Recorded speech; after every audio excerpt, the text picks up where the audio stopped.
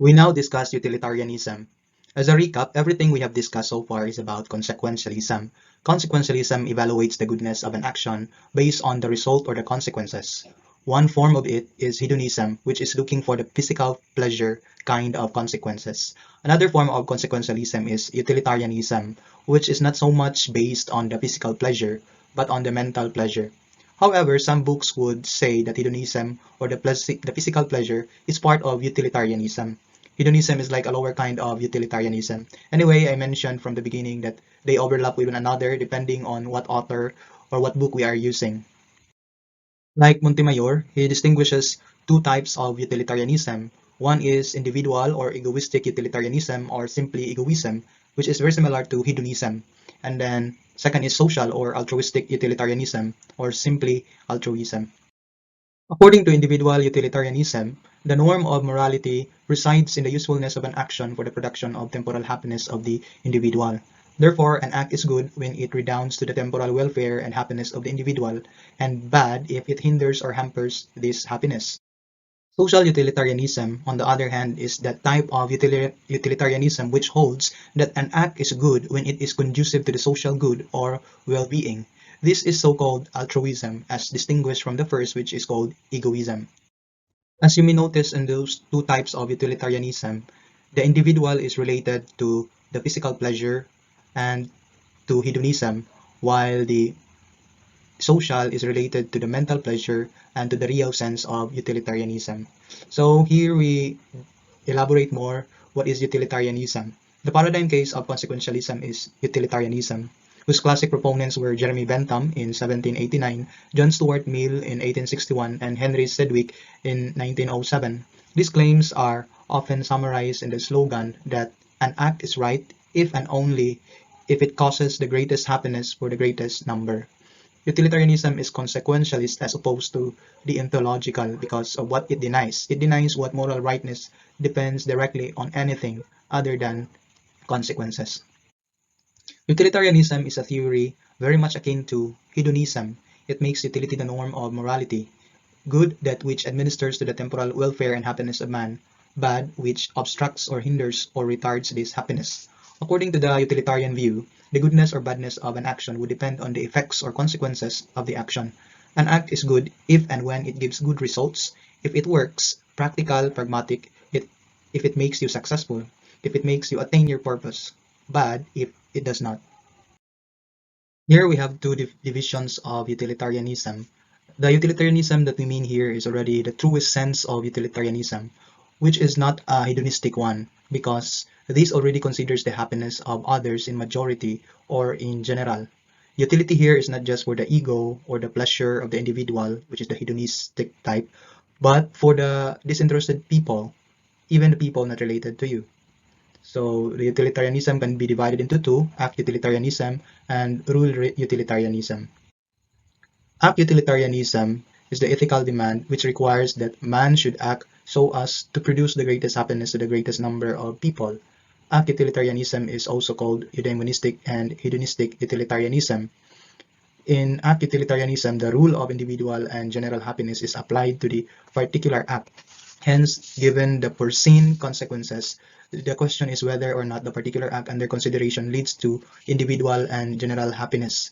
An example for this is when there are four patients in the hospital needing organ transplant, a heart, liver, kidney, and eyes, and there is one healthy person compatible to those four patients. The act utilitarianism would suggest that one healthy person must be sacrificed for the greatest happiness to the greatest number of people.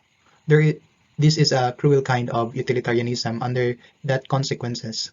Hence, they modify it from act utilitarianism to rule utilitarianism.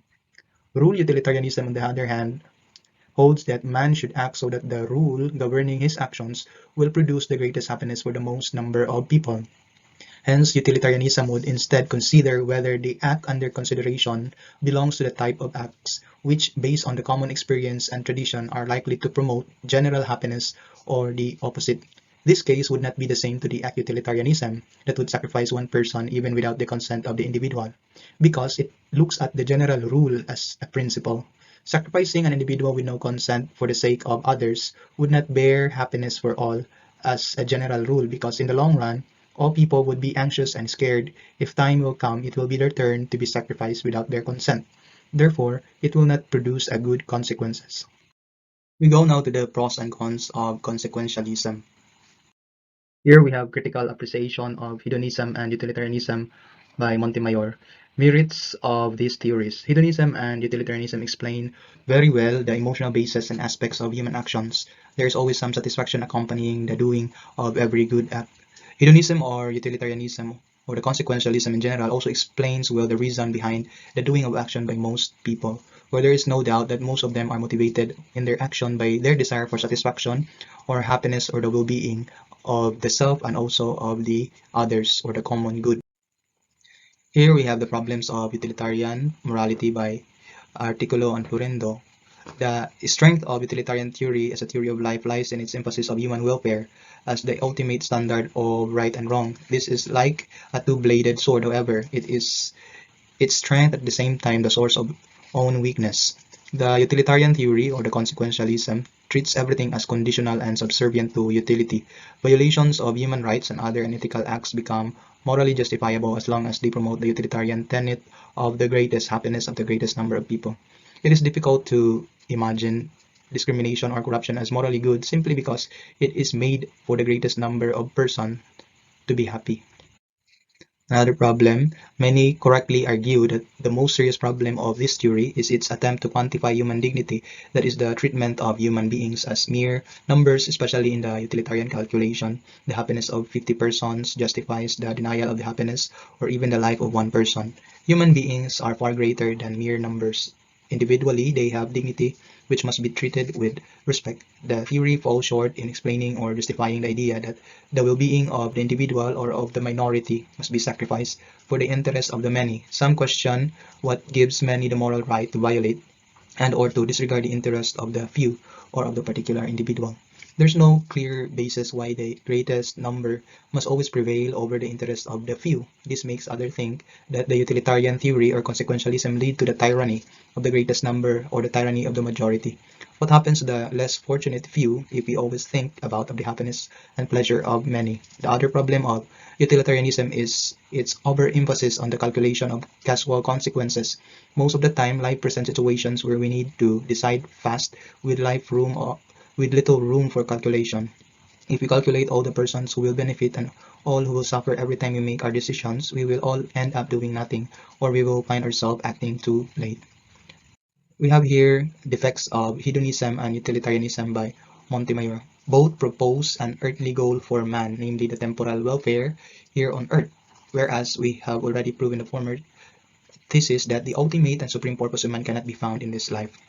Both, in that second, both make or tend to make morality relative, since what is pleasant or useful to one may be painful or harmful to another, but relative morality leads to moral chaos and destruction. Both theories make morality extrinsic because they make it depend on the effect or on a concomitant factor of an act, whereas, as we have already shown, morality is intrinsic, that is based on the very essence of things and on the nature of the act itself. Hedonism and utilitarianism mistake the indicative for the constitutive. They confuse the nature of the act and the effect of the act as they should mistake the symptom for the disease. There are still many things to discuss and many things to clarify. Nevertheless, having learned the beauty and the downside of consequentialism, all the more we need to balance this moral theory with our keen practice of critical thinking. That is it for today, and thank you.